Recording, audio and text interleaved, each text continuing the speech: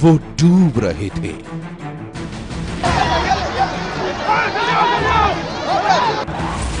लोग देख रहे थे।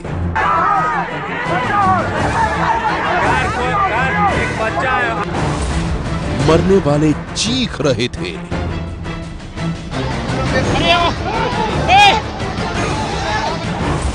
लोग कातर नजरों से देख रहे थे। आंटी वहां डूब रही हैं। आंखों के सामने गंगा में समा गई कई जिंदगी। आगे माया। मौत के आखिरी लम्हों की डरावनी कहानी।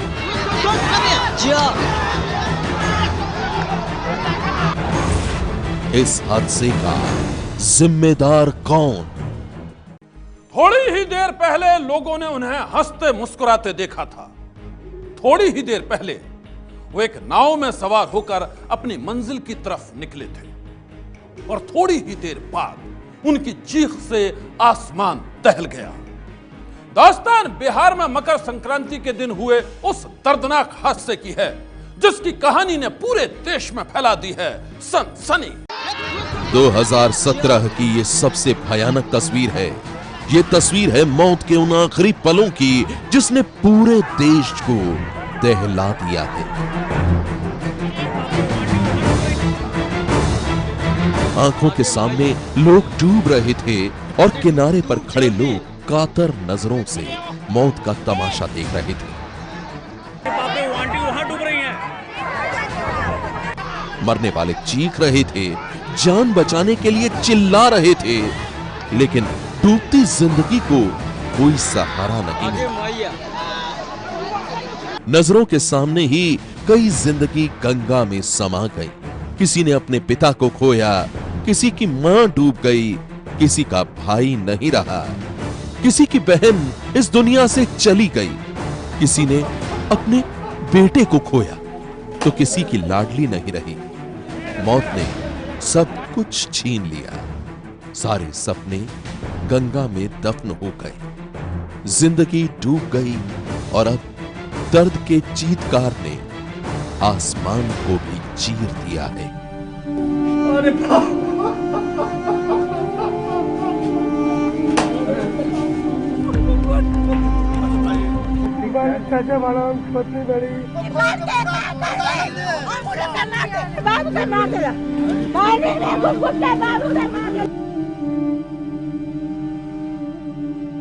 एक खौफनाक हादसे की यह कहानी बिहार की है, जहां मकर संक्रांति के जश्न के बीच ही सामने आई है मौत की ये डरावनी तस्वीर।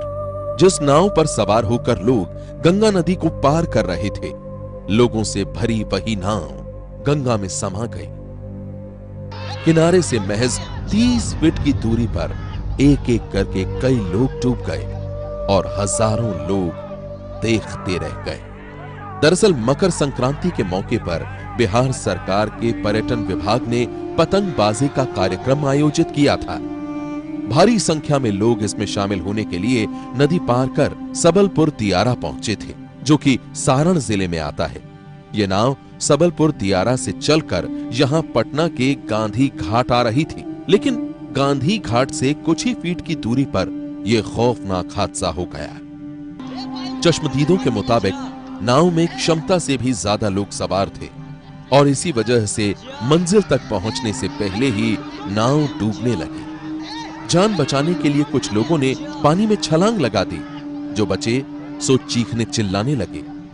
मौत सामने खड़ी थी और फिर पल भर में ही नाव गंगा के गहरे पानी में समा गई। डूबते लोग जान बचाने के लिए चिल्ला रहे थे और किनारे खड़े हजारों लोग बेबसी से ये खौफनाक मंजर देख रहे थे। चीख पुकार मची हुई थी। एक बोट लोगों को बचाने के लिए पहुंची।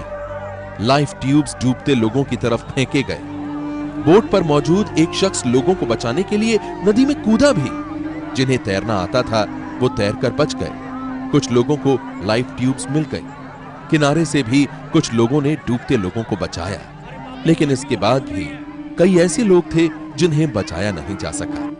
और अब इस दर्दनाक हादसे की कहानी ने पूरे बिहार में हाहाकार मचा दिया है। ये घटना ओवरलोड के कारण हुआ और कुछ नहीं।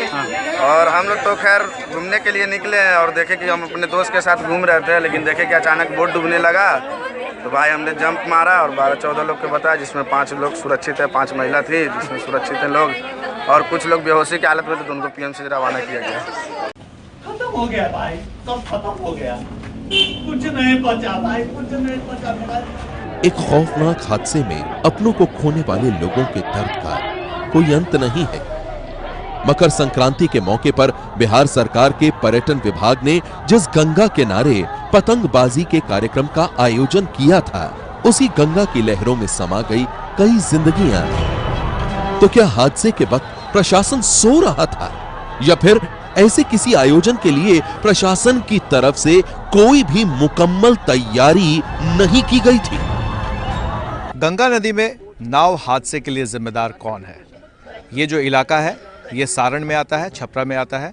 वहाँ के डिस्ट्रिक्ट मजिस्ट्रेट डॉक्टर दीपक आनंद हमारे साथ हैं। आपको लगता है कि ये कहीं ना कहीं प्रशासनिक विफलता है, बड़ी चूक है? देखिए, ऐसा है कि ये कल शाम से ही हम लोग रेस्क्यू ऑपरेशन में लगे हुए हैं और अभी सुबह से ही हम लोग ये काम कर रहे हैं रेस्क्यू ऑपरेशन का। तो फिलहाल हम लोग ये रेस्क्यू ऑपरेशन को ही देख रहे हैं। अब ये तो जांच का विषय है, कहाँ किस स्तर पर चूक हुई है। बिहार की राजधानी पटना के पास हुए इस खौफनाक हादसे में जिन लोगों ने अपनों को खोया है, उनके आंसू थमने का नाम नहीं ले रहे हैं। गम में डूबे लोगों के चीत्कार ने आसमान को भी थर्रा दिया है। कुछ लोग तो ये भी आरोप लगा रहे हैं कि मकर संक्रांति के मौके पर बिहार सरकार के पर्यटन विभाग ने जो पतंगबाजी का आयोजन किया था, वो दरअसल मौत का आयोजन था। फेल्योर नहीं है, ये लापरवाही नहीं है, मर्डर है। हमें खिलाने में मर्डर बुला करके आपने इनवाइट किया था बिहार गवर्नमेंट ने पेपर में छाप के, इसलिए बच्चा लोग गया था। इस दर्दनाक हादसे के बाद पीड़ित लोगों के बीच गुस्सा है, नाराजगी है। वहीं सरकारी अमला जांच की बात कर जिम्मेदारी से बचने की कोशिश कर रहा है। लगभग 3:30 के बाद उधर से एंट्री पर रोक भी हम लोगों ने लगा दी थी, ताकि इस तरफ इतनी भीड़ नहीं हो। लेकिन जो घटना स्थल है, जो पतंग उत्सव से लगभग 1 किलोमीटर दूर है, यहाँ एक नाव आकर के लगती है, उसमें कई लोग सवार हो जाते हैं और थोड़ी दूर जाने के बाद वो दुर्घटनाग्रस्त हो जाती है। तो ये पूरा मामला कैसे हुआ, इसकी पूरी जाँच की जा रही है। मकर संक्रांति के मौके पर बिहार में जो दर्दनाक नाव हादसा हुआ, उसने कई लोगों की जिंदगी छीन ली है। अब तक 24 लोगों की मौत की खबर सामने है। ऐसे में सबसे बड़ा सवाल यही है कि आखिर कौन है बेमौत मारे गए लोगों की मौत का जिम्मेदार? पटना नाव हादसे का जिम्मेदार कौन?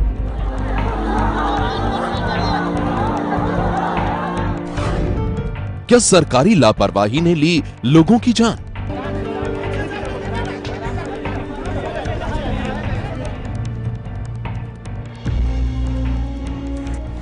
कौन देगा इन आंसुओं का जवाब?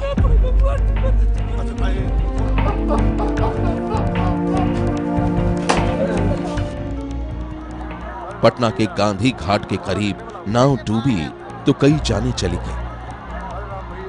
हादसा कैसे हुआ, क्यों हुआ, इसकी जांच शुरू हो गई है। हादसे की फिलहाल जो सबसे बड़ी वजह बताई जा रही है, वो है नाव पर क्षमता से कई गुना ज्यादा लोगों का सवार होना। चश्मदीदों के मुताबिक नाव पर 60 से 80 लोग सवार थे। नाव की संख्या कम थी, शाम हो चुकी थी, लोग जल्दी घर पहुंचना चाहते थे, इसलिए एक नाव पर ही भारी संख्या में लोग सवार हो गए। चश्मदीदों के मुताबिक हादसे की एक और बड़ी वजह थी जिसे सरकारी तंत्र ने शायद नजरअंदाज कर दिया था, और वो थी डॉल्फिन आइलैंड अम्यूजमेंट पार्क। जिस जगह पर बिहार सरकार ने पतंगबाजी का आयोजन किया था, उससे थोड़ी ही दूरी पर यह अम्यूजमेंट पार्क भी मौजूद था। लोगों की भारी भीड़ भी मौजूद थी। लोगों के मुताबिक जो नाव डूबी, उस पर सवार लोगों में भारी संख्या इस अम्यूजमेंट पार्क में घूमने आए लोगों की भी थी। पता चला है कि यह अम्यूजमेंट पार्क अवैध है, यानी बिना किसी सरकारी या प्रशासनिक मंजूरी के इसे बनाया गया है। हादसे के बाद अब प्रशासन जागा है और इसके खिलाफ कड़ी कार्रवाई की बात कर रहा है।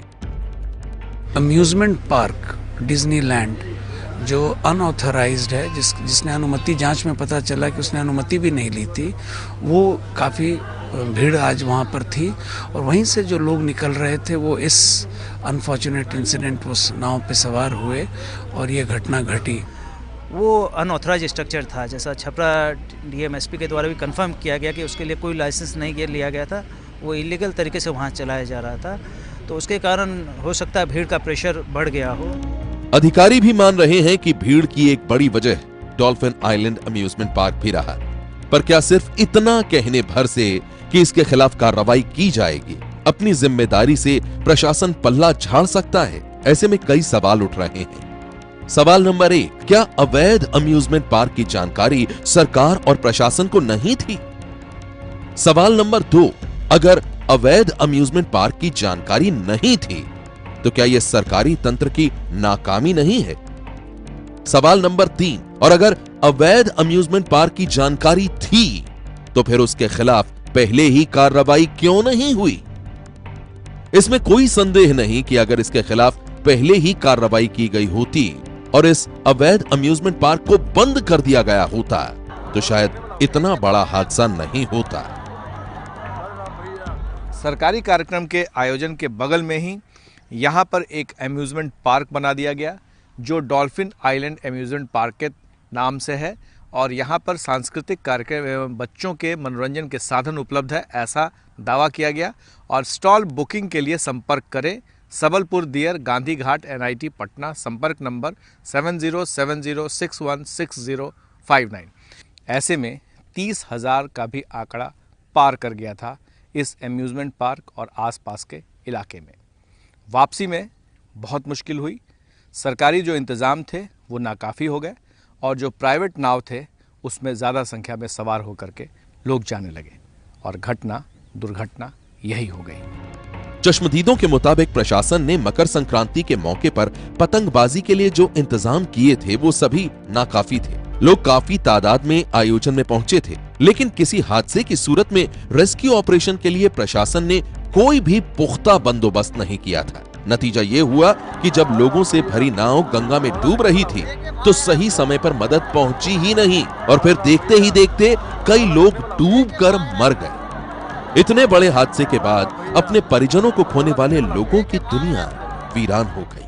गंगा में उनके अपने ही नहीं डूबे हैं, उनके सपनों की भी मौत हुई है। ऐसे में सबसे बड़ा सवाल यह है कि आखिर इस दर्द का हिसाब कौन देगा? सनसनी के लिए प्रकाश कुमार की रिपोर्ट।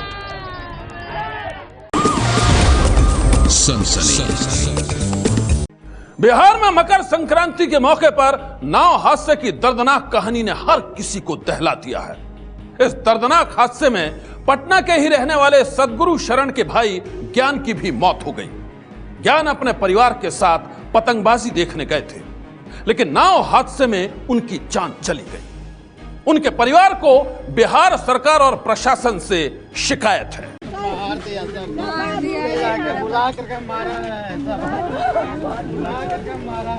बिहार की नीतीश सरकार पर सवाल उठा रहे ये हैं सदगुरु शरण।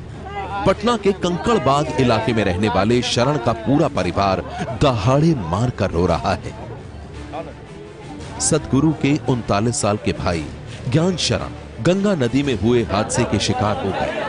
वो अपने परिवार के साथ पतंगबाजी उत्सव में गए थे। मेरा भाई था, उनकी वाइफ थी, उनके बच्चा था, 1-2 साल का बच्चा था। क्या होगा? हादसे में ज्ञान शरण की मौत हो गई, पत्नी और बच्चों की जान बच गई, लेकिन ज्ञान शरण का पूरा परिवार इस सदमे से उबर नहीं पा रहा है। क्या करें? किसको दोष देंगे? बताइए। 3 घंटा बाद बढ़िया है, बताइए। वहाँ अगर आता रेस्क्यू तो बता नहीं, बताइए। क्या हो रहा है? फोर्स देखिए, 1000 फोर्स है। हम लोग टेररिस्ट हैं और वहाँ पर एक फोर्स नहीं था। क्या यही CM साहब का होगा? क्या है सरकार आई? ये फेलियर नहीं है, ये लापरवाही नहीं है, मर्डर है। हमें खिलाने में मर्डर बुला करके आपने इनवाइट किया था बिहार गवर्नमेंट ने पेपर में छाप के, इसलिए बच्चा लोग गया था। ये गुस्सा है जो भाई की मौत के बाद बिहार की नीतीश सरकार पर फूट रहा है। एक तरफ गुस्सा तो दूसरी तरफ परिवार को इस बात की भी चिंता है कि ज्ञान शरण की पत्नी और बच्चों की देखभाल कौन करेगा। ये तो 2 दिन में खत्म हो जाएगा, सब खत्म हो जाएगा। 2 दिन में मीडिया सब खत्म हो जाएगा, कोई नहीं पूछने वाला है। कल कौन देगा? अरे हमारे बाबू का मार देला। वो नहीं बोलिए होने सनसनी। किसने सोचा था कि मकर संक्रांति के मौके पर बिहार सरकार के पर्यटन विभाग की तरफ से पतंगबाजी उत्सव का आयोजन मौत की चीत्कार के साथ खत्म होगा। और अब दास्तान इस दर्दनाक हादसे में अपने नाती को खोने वाली महिला मंजू देवी की। मंजू भी हादसे की शिकार बनी नाव में सवार थी। खुशकिस्मती से वो तो बच गई, लेकिन नाती उनकी नजरों के सामने ही डूब गया। हम अपना नाती के ना बचा पाए, हम बच गए। कोई बात पिछली बार के सर इजले में रह गया ना। बेटी दामाद कहेगा कि नानी कन गेले, नानी कन से। 4 साल के नाती को ना बचा पाने की कसक मंजू देवी को रह रहकर परेशान कर रही है।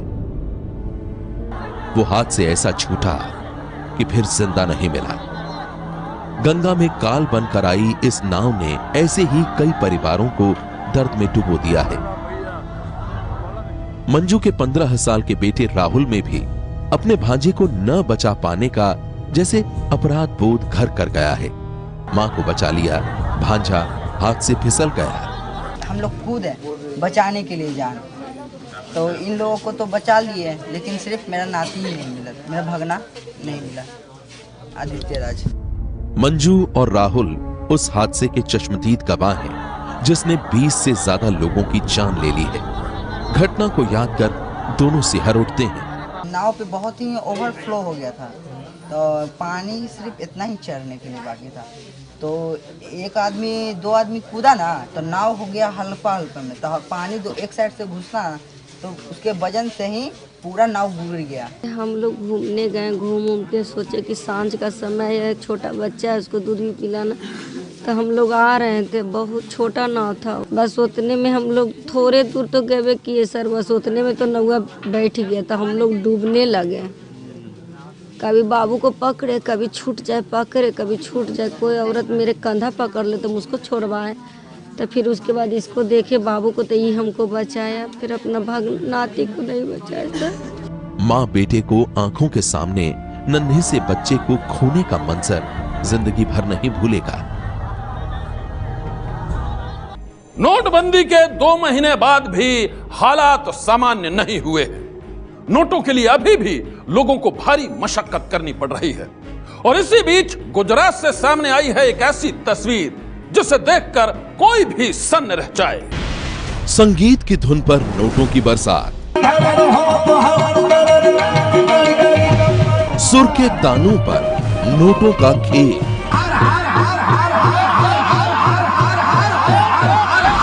देखते रहे लोग, बरसते रहे नोट।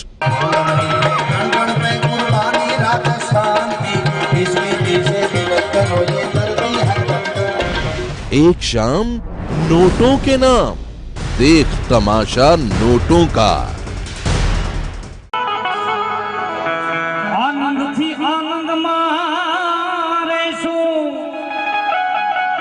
ए भाइयों अपने मदा भेड़ा रे सु। ये नजारा है गुजरात के गिर सोमनाथ जिले के आलीदार गांव का, जहां मंच पर बैठे हैं लोक गायक राजभाग गढ़वी।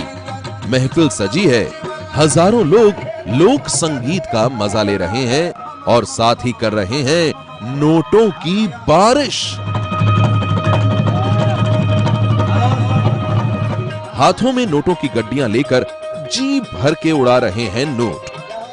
जहां देखो वहां बस नोट ही नोट नजर आ रहे हैं।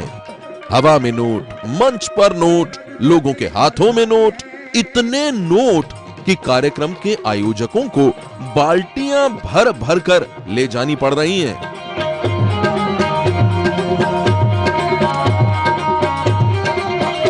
लोक गायक राजभा के इस कार्यक्रम में 10 से 15 हजार लोग आए थे और सभी ने जमकर नोट उड़ाए।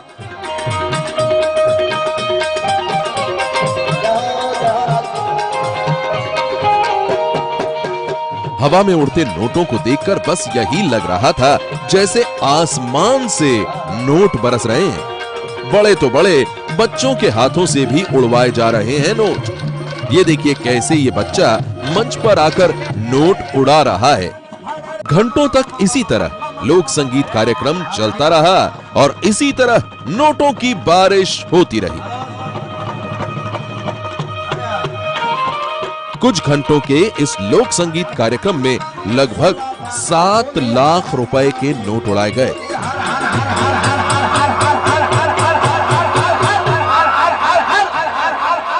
नोटबंदी के इस दौर में ऐसी तस्वीरें वाकई चौंकाने वाली हैं, क्योंकि एक तरफ तो अभी नोटों के लिए एटीएम सेंटर के बाहर लंबी लंबी कतारें लगी हुई हैं और वहीं दूसरी तरफ यूं नोटों की बारिश हो रही है। नोटबंदी के दौर में नोटों की इस बारिश पर आयोजकों का कहना है कि ये नोट यूं ही नहीं लुटाए गए हैं, बल्कि एक गौशाला के संचालन के लिए इन्हें जमा किया गया है। सुर के तानों के बीच बरसते नोटों पर आयोजक कुछ भी कहें, सवाल ये है कि जब आम लोग अभी भी नोटों के लिए बैंक और एटीएम सेंटर के चक्कर काट रहे हैं, इन लोगों के पास उड़ाने के लिए लाखों के ये नोट आए कहां से?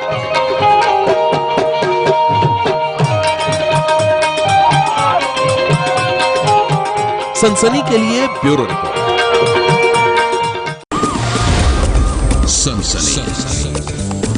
आज की सनसनी में बस इतना ही। आप रहिएगा होशियार, सन्नाटे को चीरती सनसनी फिर देगी दस्तक आपकी दहलीज पर।